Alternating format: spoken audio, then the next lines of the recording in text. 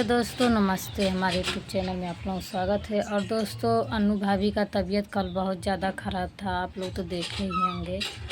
और हम सोच रहे थे अनु भाभी से मिलने जाने के लिए, कल ही चल गए होते, लेकिन मेरे पति का हालत आप लोग तो देखते ही हैं कैसे मेरे पति हालत में हैं। और फिलहाल चाहे जो भी हालत में है, फिर भी हम गए थे, जाने वाले थे देखने, लेकिन ज़िला हॉस्पिटल में गई थी वहाँ। तो हमारे पास साधन नहीं था जाने के लिए ज़िला हॉस्पिटल में, और घर है जहाँ वो रहती हैं, सरोजा दीदी के घर।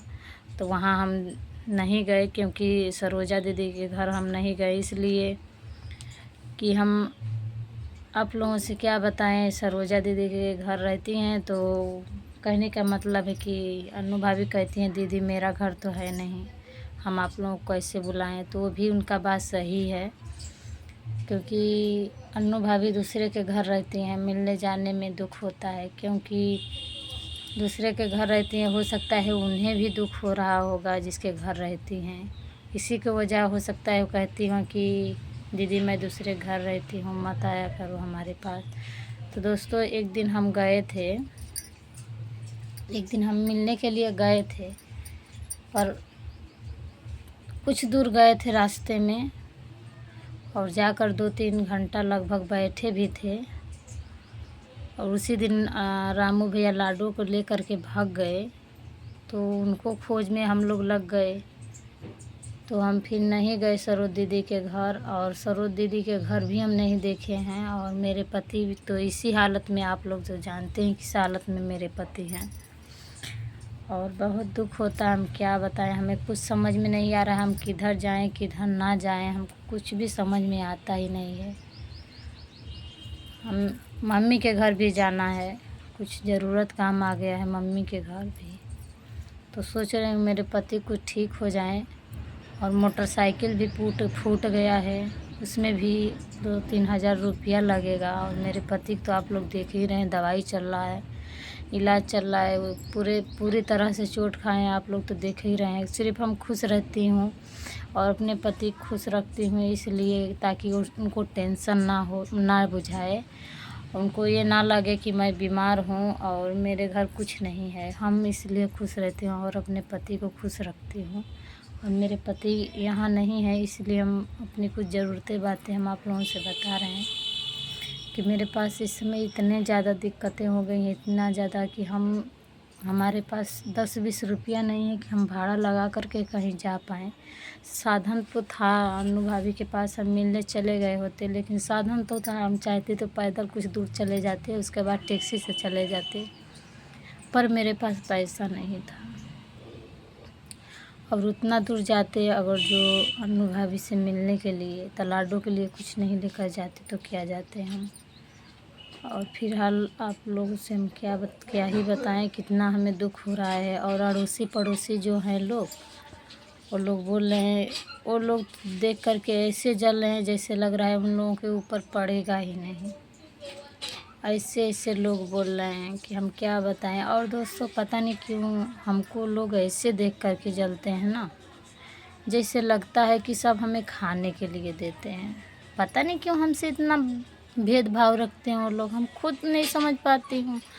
तो दोस्तों ये बात तो आप लोग सुने ही होंगे कि जो लोग सच्चाई पे रहते हैं उन लोगों की बात हमेशा कड़ू रहता है, आप लोग तो जानते ही हैं। तो दोस्तों मैं सच्चाई पे रहती हूँ, इसीलिए मैं हमेशा बुरा ही रहती हूँ, सबसे बुरा रहती हूँ। जो लोगों के साथ मैं बुरे वक्त पे साथ देती हूँ, वो जब मेरे पास बुरा वक्त आता है ना, तो लोग मुंह घुमा लेते हैं। ऐसे ऐसे लोग पड़े हुए हैं, हमको कुछ समझ में नहीं आ रहा है कि लोग हमारे साथ क्या करना चाहते हैं, क्या रीज़न है कि ऐसे लोग हमसे करते हैं। तो दोस्तों ऐसे ऐसे लोग बात कहते हैं ना कि लोगों की बात सुन सुन के हमारा दिमाग फटने लगता है, सोच में डूब जाती हूँ। और मेरा भी तबीयत नहीं ठीक रहता है, फिर भी मैं डांस करके मेहनत करके वीडियो बनाती हूँ, क्योंकि बिना डांस के मेरा वीडियो नहीं चलता है, बिल्कुल मेरा चैनल बैठ जाता है, बिल्कुल चैनल मेरा बैठ गया है। और आप लोग तो मेरा तबीयत भी ख़राब रहता है। आप लोग मेरा तबीयत को नहीं जानते हैं, सिर्फ डांस वाली वीडियो मेरा सपोर्ट करते हैं। हम इतना हमारा पति का तबीयत ख़राब है और इतना कुल हो चुका है, फिर भी मैं डांस करके वीडियो खुश होकर के बनाती हूँ ताकि आप लोग सपोर्ट करते रहें। और दोस्तों, आप लोग सपोर्ट नहीं करते हैं तो दुख बहुत लगता है, लेकिन फिर भी कोई बात नहीं है, फिर भी बहुत आप लोग सपोर्ट करते हैं हमें। और लेकिन जो लोग हैं कि 2-4-10 औरतें हैं जो कि मुँह पे कुछ और पीठ पीछे कुछ और बातें करती हैं तो बहुत दुख लगता है। और दोस्तों, हम भी मिलने के लिए बहुत छटपटाती हूँ अन्नू भाभी से, पर हमें कोई नहीं मिलने जाने देता है।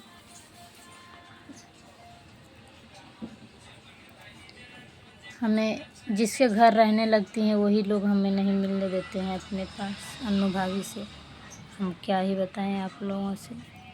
लेकिन सरोजा भाभी मना नहीं की हैं हमें मिलने के लिए, मतलब ये मना नहीं की पर हम जा नहीं पा रहे हैं।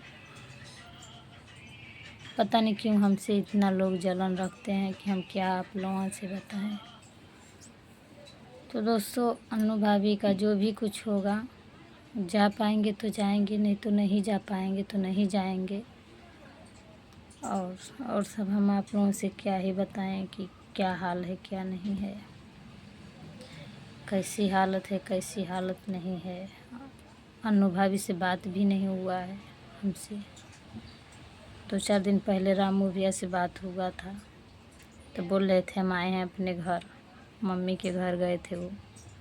तो हम बोले थे भैया उस हालत में भाभी को छोड़ करके यहाँ से जाना कोई अच्छी बात नहीं है तुम्हें। तो बोल रहे थे मेरे भाई का शादी था। हम कहे ठीक है, वो भी निपटाना तुम्हें बहुत ज़रूरी ही है।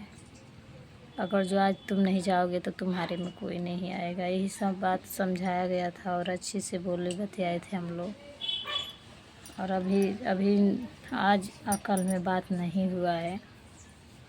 रामू भैया से बात होगा तो हम आप लोगों को व्लॉग बनाएंगे। और दोस्तों, जो भी बातें हैं हम आप लोगों से कहती हूँ, हम क्यों गाली दे करके वीडियो बनाती हूँ। हमें कोई कुत्ता नहीं काटा हुआ है, लेकिन इंसान को बात सुनते मैं नहीं लड़ पाती हूँ तो यूट्यूब पे बोल देती हूँ। जिसको सुनना है वो कान फाड़ करके सुन ले, और जिसको नहीं सुनना है मत सुने, लेकिन हमारा बुराई करना बंद कर दे। हमारा बुराई जो लोग कर रही हैं वो लोग बंद कर दें। हम यही उन लोगों से हाथ जोड़ करके बार बार कहती हूँ कि हमारा बुराई आप लोग मत करें। जब हम आप लोगों के बारे में किसी के बारे में मैं बात नहीं करती हूँ तो मेरे बारे में बात करने से क्या आप लोगों को लाभ मिलता है, क्या नहीं।